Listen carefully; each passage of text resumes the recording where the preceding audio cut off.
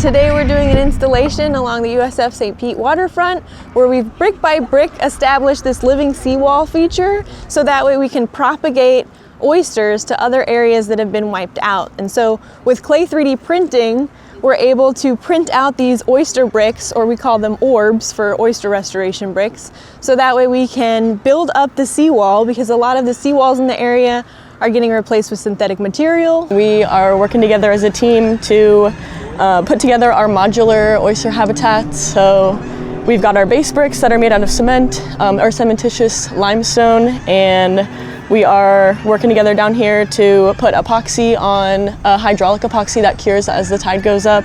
And so with this clay 3D printed structure, we're able to prescribe certain areas where we can have removable ingots, that we can have a nursery site that develop the oyster and then be able to transplant that with healthy oyster to sites that have been wiped out to start spreading the seed in that area. We're 3D printing, and so the printer will line by line create that G-code and make these lacy structures to create these little pockets for protection and for growth, while also increasing the surface area and not producing any waste. We're just doing it brick by brick.